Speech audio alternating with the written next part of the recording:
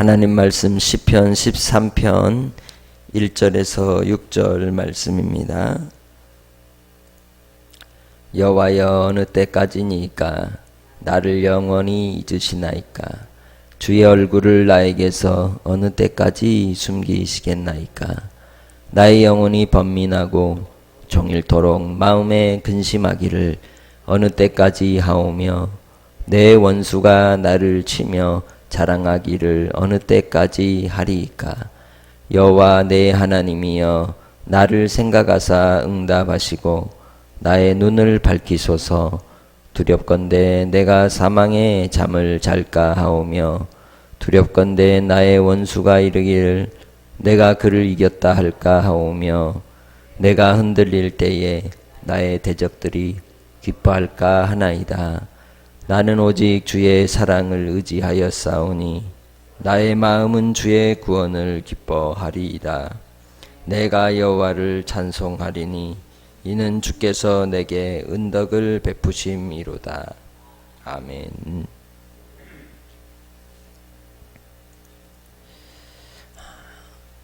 구약의 많은 인물들 가운데 참 고생을 많이 한 여러 사람들이 있습니다. 아니, 우리 인생 삶 자체가 고생이죠. 그런 가운데 이 다윗이 살아온 삶은 참으로 처절한 아픔과 억울함의 삶이었습니다. 그의 주변엔 원수가 너무 많았고 그를 죽이려고 모함하고 또 이 음모를 꾸미는 이들 때문에 항상 고통스러운 삶을 살았습니다. 그러나 오히려 그러한 환경이 그에게는 하나님을 더 찾고 하나님을 더 의지하는 기회가 되었습니다. 우리의 인생의 삶 속에서 인간관계에 닥치는 많은 갈등과 또 시련으로 인해서 외로운 섬과 같이 그렇게 인생이 고독함에 빠져 있는 상황은 우리에게 위기일 수도 있지만 오히려 기회가 됩니다. 우리의 삶에 기회가 찾아올 때에 하나님께로 나아가고 하나님을 붙드는 믿음의 삶이 여러분의 삶이 되시기 바랍니다. 의도적으로라도 우리는 고독한 하나님과의 대면의 시간을 하루를 시작할 때 갖는 것이 유익합니다. 하나님 앞에 우리의 인생이 단독자가 되어서 나 자신을 돌아보고 살펴보고 주님께로 더 가까이 나아가 하나님을 사랑하고 아버지의 뜻을 구하고 깨닫는다면 오늘 하루의 삶도 복되고 유익한 한날의 삶이 될 줄 믿습니다. 시편 13편의 내용 속에서 우리는 억울한 한 사람이 자기의 억울함을 호소하고 원수로 인하여 당하는 고통 속에서 하나님이 그의 참 보호자가 되심을 깨닫고 그를 찬송하고 주님께만 영광을 돌리는 고백을 우리는 알 수 있습니다. 그 모든 고백의 마지막 결론은 하나님의 은덕을 받았다는 것, 거기에 그는 마침표를 찍고 있습니다. 오늘 우리의 삶 속에서도 우리가 하나님의 은혜로 살아가는 백성들입니다. 하나님의 은혜 아니고서는 결코 한순간도 살 수 없는 존재이기에 한날의 삶 속에서도 하나님의 은혜를 찬송하고 감사하고 영광을 올리시기를 주의 이름으로 축복합니다.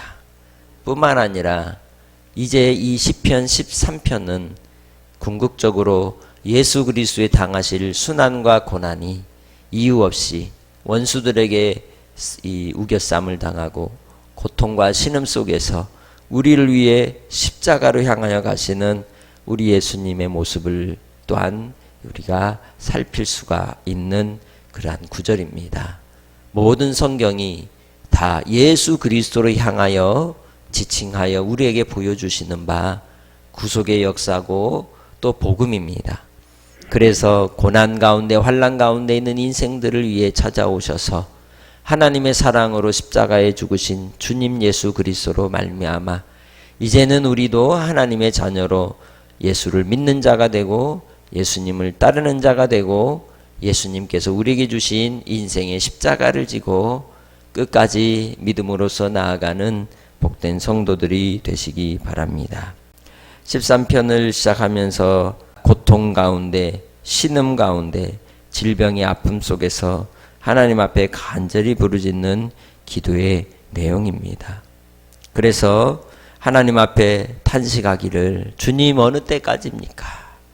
우리가 질병으로 신음하고 고통하고 아파할 때 하나님 이 고통이, 이 질병이 언제쯤 멈추게 됩니까?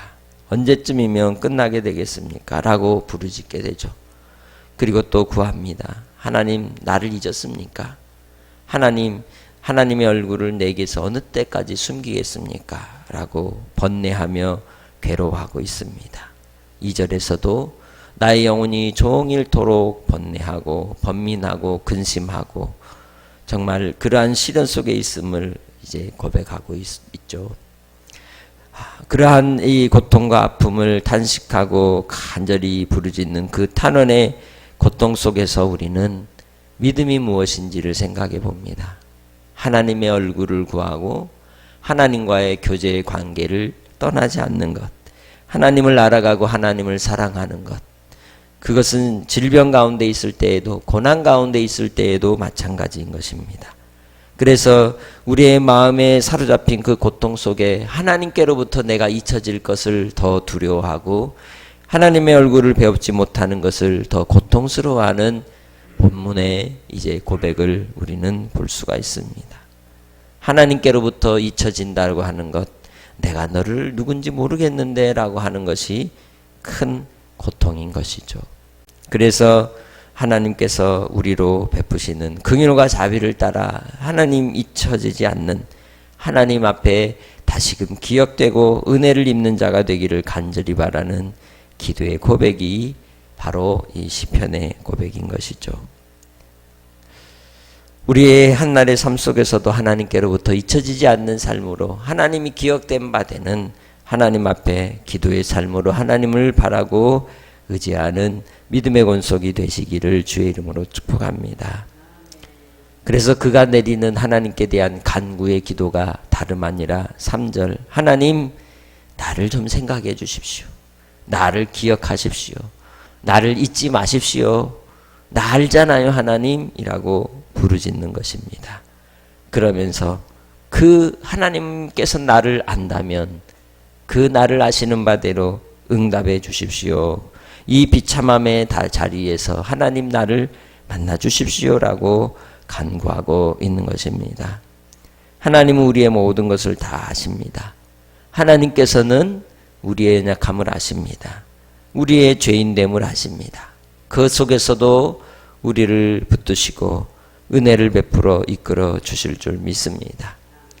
그래서 그가 하나님 앞에 간구하며 가장 두려움의 공포가 무엇이라고 3절 후반절에 이야기합니까?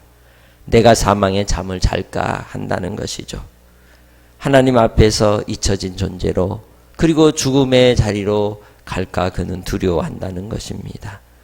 그 일로 인하여 원수들이 그를 이겼다, 또 그의 대적들이 기뻐할까 하여 하나님 앞에 도움을 구하고 있는 것을 볼 수가 있습니다.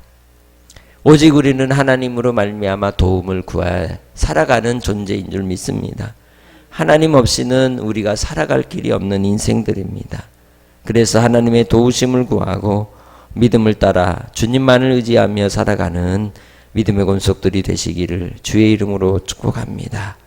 육체적 고난이 깊어지면 우리의 정신이 피폐해지게 되고 우리의 영혼조차도 죽음과 같은 그러한 자리에 이제 도달하는 경우를 종종 볼 수가 있습니다. 그래서 우리가 깨어 하나님을 구하고 깨어 하나님을 찾고 부르짖으며 하나님을 의지해야 할 줄로 믿습니다. 욥이 그러한 시련을 당했죠. 육체적 고난이 몰아치고 또 친구들까지 그를 억울한 상황으로 해석을 하므로 더 이상 그가 나아갈 수 없고 또 일어날 수 없는 처절한 절망의 상황 속에서도 하나님 나를 생각해 주옵소서, 하나님 나를 생각해 주옵소서, 나의 원수들로부터 부끄러움을 당하고 그들이 이겼다 하고 자기들의 말이 옳다고 하는 이 처절한 억울함의 상황 속에서 주님 나를 기억하시고 나에게 응답해 주옵소서라고 간구하고 있는 것입니다. 우리도 예수 그리스도를 믿는 믿음의 삶 속에서 믿는 믿음 속에 우리가 억울함을 당합니다. 또 믿는 것 때문에 손해를 당할 수 있습니다. 고통을 당할 수 있습니다. 그 속에서 우리가 어디로 해결을 받아야 할까요?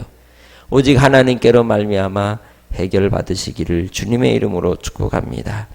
하나님 이외에는 우리가 살 길이 없습니다. 하나님 이외에는 우리가 나아갈 길이 없는 줄 믿습니다.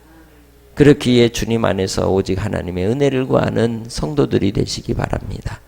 진정 사망의 잠 가운데 고통의 자리로 나아가 우리의 영혼을 살리시기 위해 십자가로 죄짐을 지신 예수 그리스도께서 오늘 이 기도를 외치시며 십자가에서 엘리 엘리 라마 사박단이라고 부르짖었던 것을 우리는 생각해 보게 됩니다.